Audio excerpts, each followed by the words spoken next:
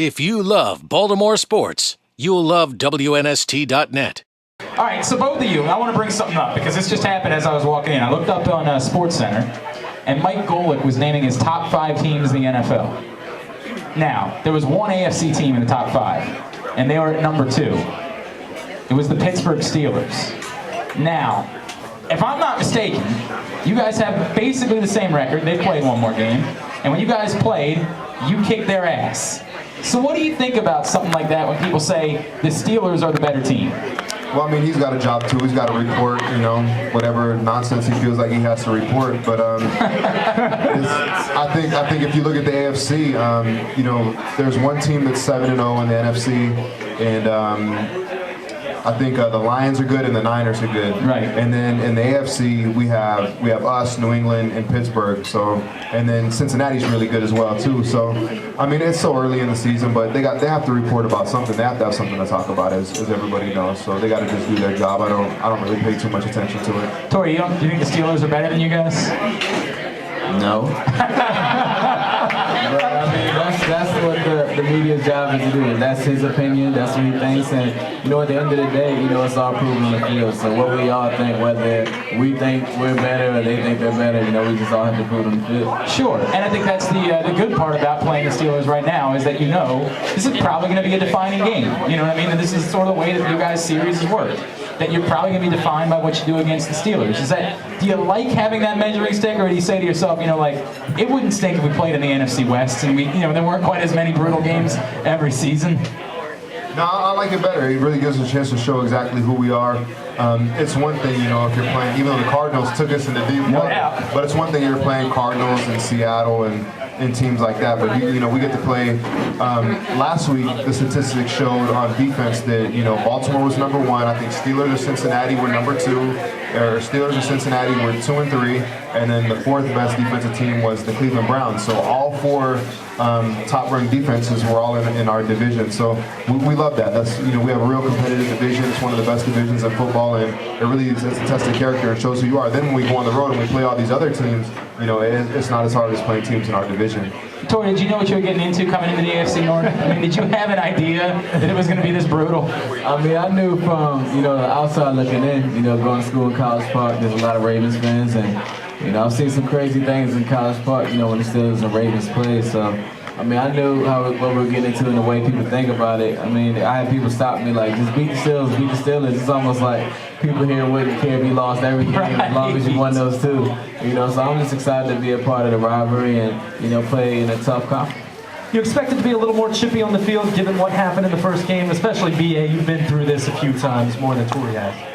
No, I don't think so. When it comes down to it, I think both teams respect each other a whole lot, but they really dislike each other a whole lot as well. So I don't think it's going to be any more chippy than it always has been. It's always been one of those games that goes, each play goes right up to the whistle and even right after the whistle. But it's usually not one of those games where you see a lot of personal fouls and things like that because nobody doesn't want to do anything wrong to cost their team anything, by doing an infraction that happens after the whistle. So both teams are smart teams. Both teams have the most wins since I don't know, was it 2000? I think 2008. Yeah, they're 1 and we're 2 with the most wins since 2008. So I mean, it's an awesome rivalry, and the guys know exactly what's at stake, and that's everything right now in our division. So without talking about Cincinnati, but we have them 2 more times as well. So it is a defining moment, so we're ready. Torrey, think back to where you were a year ago. Right now, a year ago, did you have any idea that this is what you're going to be? You were getting ready for a Ravens-Steelers game that is going to have a lot to do with the playoff picture in the NFL. Could you have any idea that this is where you're going to be and that you're going to be so involved, perhaps, with this type of game? I think about that every day. It's just crazy how, how time flies and, how everything just unfolded for me to have the opportunity to be, in a place where I wanted to play, be in an organization I wanted to be a part of, with the Baltimore Ravens, and, just to be a part of really just everything, the whole culture, the great locker room, and, playing the best rivalry of football, twice, 3 times a year. It's a blessing. Torrey, before I let you go, John Harbaugh tells a story that at the Combine, you said a little bit more than most players say to them, because everybody always says, we love to play for your team because you all want a job. But he says that you were a little bit more, I really want to play for the Baltimore Ravens than most players were. Is that true? And kind of tell us about that meeting and you telling him, I want to be part of this. I mean, I was honest with, all the teams that I met with at the Combine, and, I was excited when I saw my list and I saw the Ravens were on there. I'm like, man, there's really some interest here, and, it's a place I really wanted to play. I mean, I'm from Virginia, so, I wanted to be kind of close, but more so than that, I just wanted to be a part of the organization. I've heard how smooth it was, and everyone wants to play here, but not everyone gets the opportunity to play here. So, to be in a place where, pretty much the same fan base, some people who support at the University of Maryland, and, great coaching staff and organization, and, I also get to play with guys that I looked up to growing up, as far as like Ray Lewis, Ed Reed, even checking out Anquan and those guys. I mean, it was really kind of a dream scenario for me. Plus, you get Brendan Ayanbadejo's hair. Oh yeah. I mean, having veteran leaders like that.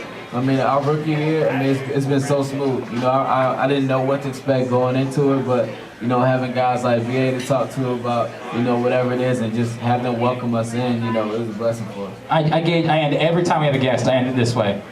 Please tell me that it's weird that BA shaves his legs. Please tell me that's weird, because he's trying to convince me that it's normal. People should do that. I mean, whatever floats his boat. That was a smart answer by a rookie, by the way. He knows that he might have to go carry a pink backpack around or something like that if he says the wrong thing. I get it. Hey, Torrey, man, this is really cool you coming out here and doing this tonight. I really appreciate that, man. Give it up for Torrey Smith one more time. If you love Baltimore sports, you'll love WNST.net.